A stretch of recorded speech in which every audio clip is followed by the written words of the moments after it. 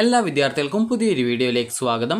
ഈ വർഷത്തെ AMCS FNCK first allotment പ്രസിദ്ധീകരിച്ചു.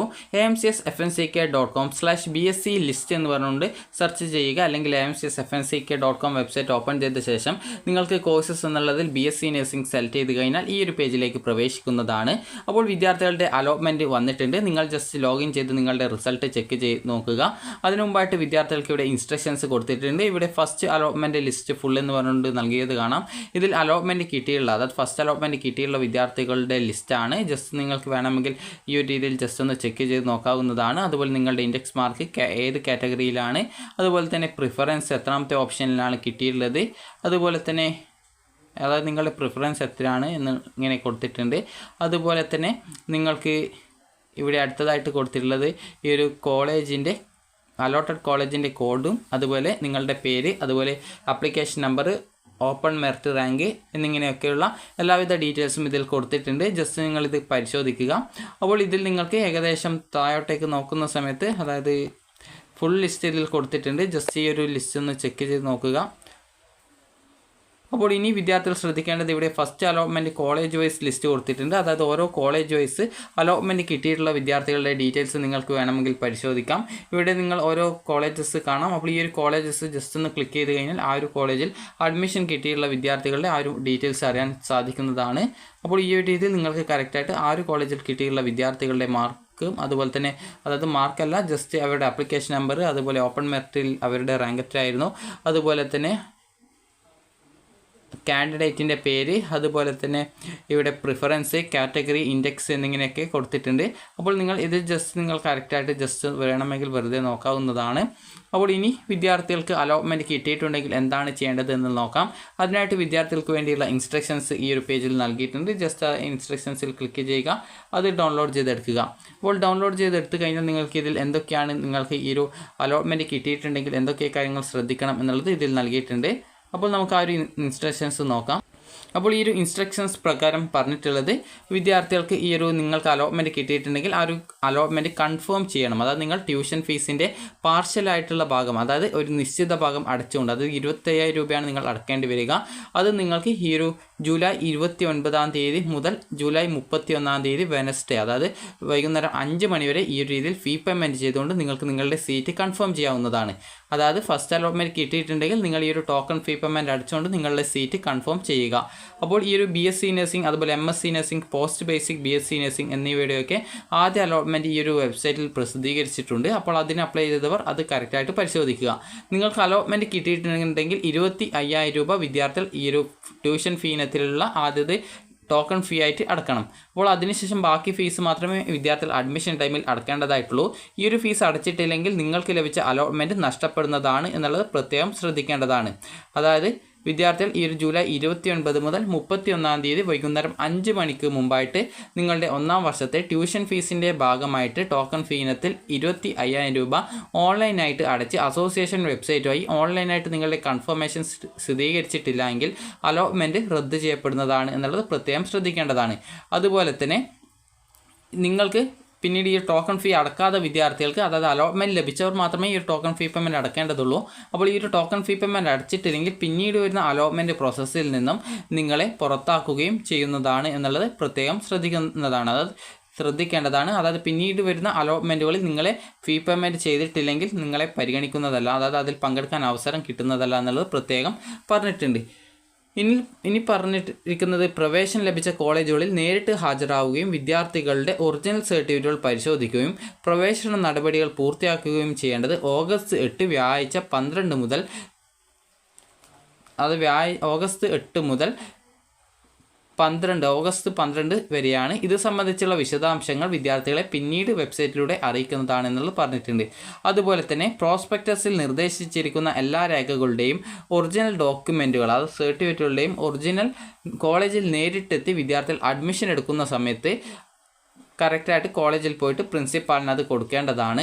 ഒറിജിനൽ സർട്ടിഫിക്കറ്റുകൾ സമർപ്പിക്കുന്നതിൽ എന്തെങ്കിലും നിങ്ങൾ പരാജയപ്പെടുകയാണെങ്കിൽ വിദ്യാർത്ഥികളുടെ അലോട്ട്മെൻറ്റ് ഓൺലൈനായിട്ട് സ്ഥിരീകരിച്ചിട്ടുണ്ടെങ്കിലും പ്രവേശനം റദ്ദു ചെയ്യപ്പെടുന്നതാണ് എന്നുള്ളത് പ്രത്യേകം സൂചിപ്പിച്ചിട്ടുണ്ട്.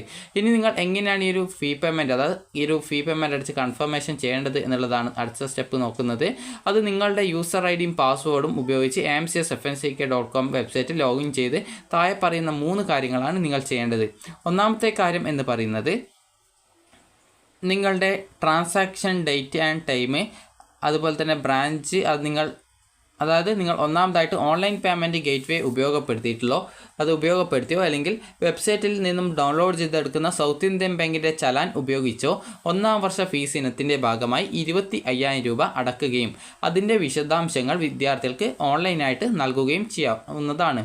അതിനുശേഷം രണ്ടാമത്തെ സ്റ്റെപ്പ് എന്ന് പറയുന്നത്, രണ്ടാമതായിട്ട് ഹയർ ഓപ്ഷൻ നിങ്ങൾക്കുണ്ട്. ഇപ്പോൾ ലഭിച്ച ഓപ്ഷൻ്റെ മുകളിൽ ഹയർ ഓപ്ഷനുകൾ ഉണ്ട് എങ്കിൽ ആ ഒരു കോളേജിൻ്റെ മുൻഗണന മാറ്റുന്നതിനോ അല്ലെങ്കിൽ ഏതെങ്കിലും ഓപ്ഷൻ റദ്ദ് ചെയ്യാനോ താല്പര്യമുണ്ടെങ്കിൽ യെസ് എന്ന് തിരഞ്ഞെടുത്ത ശേഷം ഈ ഒരു അലോട്ട്മെൻറ്റിൽ ലഭിച്ചിരിക്കുന്ന കോളേജിനും മുകളിൽ നേരത്തെ നിങ്ങൾ നൽകിയിരുന്ന കോളേജ് മുൻഗണനകൾ, അതായത് മുൻഗണനകൾ എന്ന് പറയുമ്പോൾ ഹയർ ഓപ്ഷൻസ് എന്തെങ്കിലുമോ അല്ലെങ്കിൽ എല്ലാ ഹയർ ഓപ്ഷനും പരിഗണനകളും റദ്ദ് ചെയ്യണം എന്നുണ്ടെങ്കിലോ അല്ലെങ്കിൽ നിങ്ങളുടെ ഇഷ്ടപ്രകാരം പുനഃക്രമീകരിക്കാനോ സാധിക്കും.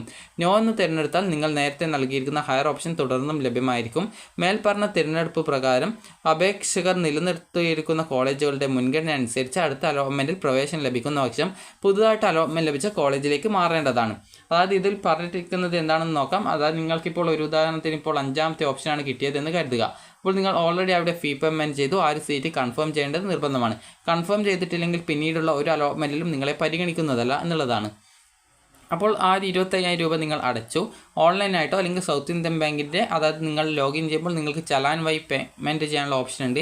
അപ്പോൾ ചലാൻ ഡൗൺലോഡ് ചെയ്തെടുത്ത് നിങ്ങൾക്ക് ഈ ഒരു സൗത്ത് ഇന്ത്യൻ ബാങ്കിൻ്റെ ഏതെങ്കിലും ശാഖ വഴി നിങ്ങൾക്ക് അടക്കാൻ സാധിക്കും. അപ്പോൾ ഈ ഒരു രീതിയിൽ അടച്ചുകൊണ്ടും നിങ്ങൾക്ക് ഓൺലൈൻ മോഡ് വഴിയും നിങ്ങൾക്ക് അതായത് ഓൺലൈനായിട്ട് ഡെബിറ്റ് കാർഡോ ക്രെഡിറ്റ് കാർഡോ ഉപയോഗിച്ചുകൊണ്ടും ഈ ഒരു ഫീ പേയ്മെൻറ്റ് ചെയ്യാം. ഇങ്ങനെ ഫീ പേയ്മെൻറ്റ് ചെയ്ത ശേഷം നിങ്ങൾക്ക് എഡിറ്റ് ചെയ്യാനായിട്ട് നിങ്ങൾ സെലക്ട് ചെയ്ത് കഴിഞ്ഞാൽ പിന്നീട് നിങ്ങൾക്ക് ഈ ഒരു ഹയർ ഓപ്ഷൻ നിങ്ങൾക്ക് ഏതെങ്കിലും വേണമെങ്കിൽ, അതായത് ഇപ്പോൾ 2-ാമത്തെ ഓപ്ഷൻ വേണ്ടെങ്കിൽ അതിനെ മാത്രം റിമൂവ് ചെയ്യാം. അല്ലെങ്കിൽ ഇതിനെ മുഴുവനായിട്ട് ഓപ്ഷനൊന്നും വേണ്ടാന്നുണ്ടെങ്കിൽ ഇപ്പോൾ ലഭിച്ച കോളേജ് തന്നെ മതിയെങ്കിൽ ആ ഒരു മുഴുവനായിട്ട് ഈ ഒരു ഫീ പേയ്മെൻറ്റ് ചെയ്ത ശേഷം ഈ ഒരു ഹയർ ഓപ്ഷൻസ് മുഴുവൻ റദ്ദ് ചെയ്യാം.